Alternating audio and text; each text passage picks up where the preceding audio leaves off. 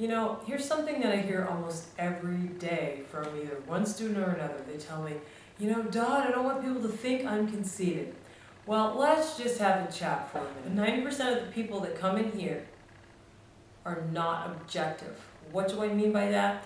It means that they do not have an accurate perception of how they sing. They either think they're way worse than they really are, and that's most of the time, or very rarely they think they're better. But most of the time, believe it or not, people think they're worse, and I'd like to explain to you why.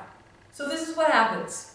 We start off with a pretty healthy self-esteem when we're like 3 years old, and somewhere down the line, we start to realize that it might not necessarily be safe if, you know, other people know that we know that we're great.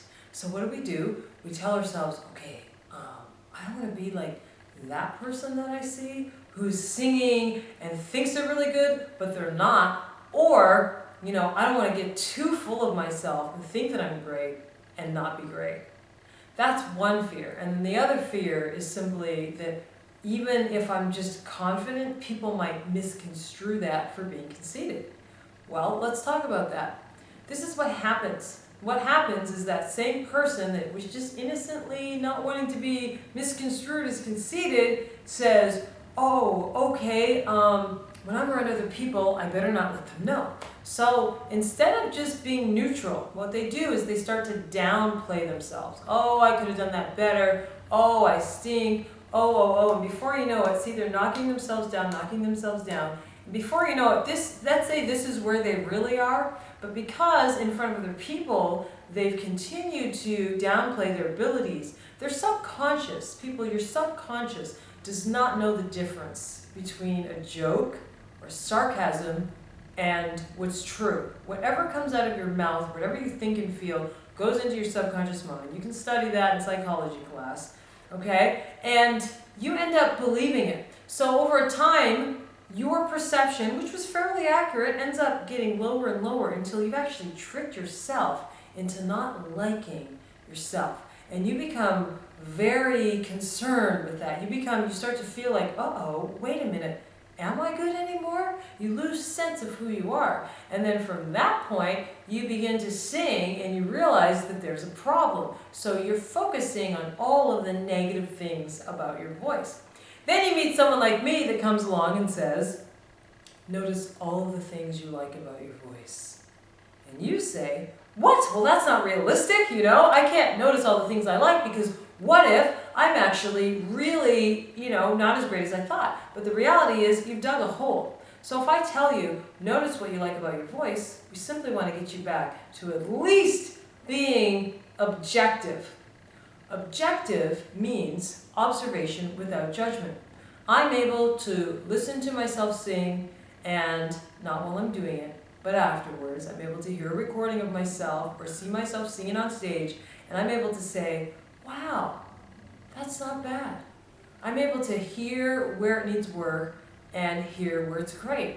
And I'm not freaked out by any of it. I don't feel bad about singing the notes wrong, and I don't feel absolutely like I'm on top of this world for singing it right. I just simply have an objective perspective.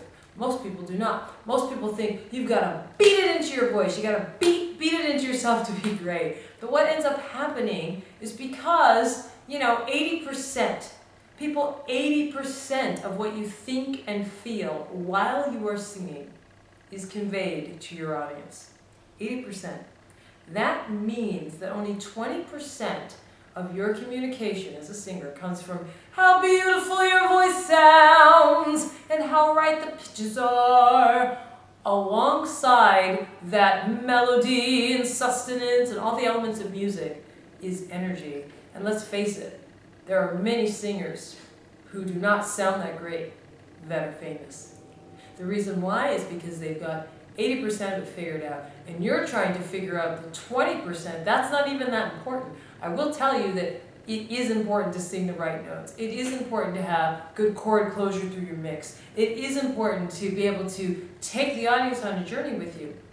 But most of that starts with here. It starts with clearing your mind. It starts with centering your soul and freeing it. And it starts with having an energized body. That is empowered singing. So, The difference between confidence and conceit? Self-love. When I'm able to just feel safe in my own shoes and know that I'm okay. I mean, it's that simple. It sounds really simple, right? Well, just know you're okay, I'm okay. But when I'm really able to know that I'm okay right now, then I myself have done agreement number 1, and I'm empowered. This is Todman, your vocal empowerment coach, because empowered singing comes from an empowered soul.